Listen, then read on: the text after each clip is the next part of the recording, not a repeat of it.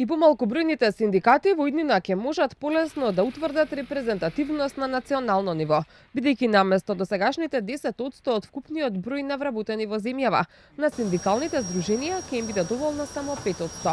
Ваква измена е предвидена во Законот за работни односи, кој е веќе доставен до Собранието.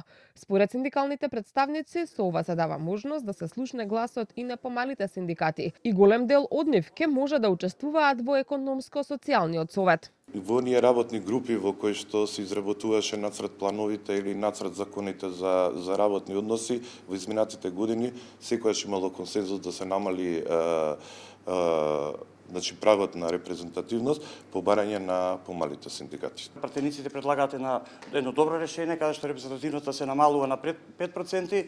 На тој начин повеќе синдикати ќе бидат вклучени во социјално-економскиот совет. Тоа нуди едно поквалитетно решение, поквалитетен социјален диалог и мислам дека конечно Македонија е на добар пат да ги оствари оние демократски права во синдикалното движење. Председателот на Комисијата за труд и социјална политика Бојан Стојановски уверува дека овие измени ќе се носат во скратена постапка и смета дека со тоа ќе се демократизира синдикалното дејствување. Ние веруваме дека на ваков начин со повеќе синдикати кои што ќе седат на таа маса, на тој трипартитен диалог ќе може да се направи поголем притисок и врз работодавачите, но и врз владата во начин на исполнување на повеќе синдикални и работнички барања. Покана за присуство на состанокот била доставена и до ССМ, но оттаму денеска немаше ниту еден представник во Собранието. Председателот на ССМ Слободан Трендафилов вели дека за ова треба да се разговара на економско-социјалниот совет, а стравува дека со ваквите отстапки КСС ќе должи услуга на владата и нема да бара поголеми плати.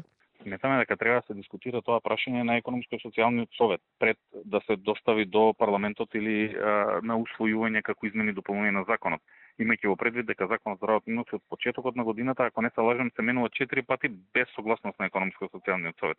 Но тоа што е важно да се каже во моментот е дека некој се обидува да направи некој синдикат репрезентативен со законски измени. Тоа не треба да биде случај во социјалниот диалог. Се сомневаме дека заради намалување на прагот, КСС повторно нема да бара зголемување на платите, затоа што ќе должи репрезентативност на владата. Претходно премиерот Мицкоски изјави дека нема никаква политичка агенда во намалувањето на прагот на репрезентативноста на синдикатите, туку дека тоа било резултат од разговорот на последната средба со сите синдикати. Инаку репрезентативноста на синдикатите истече во декември, а последната седница на економско-социјалниот совет се одржа во февруари.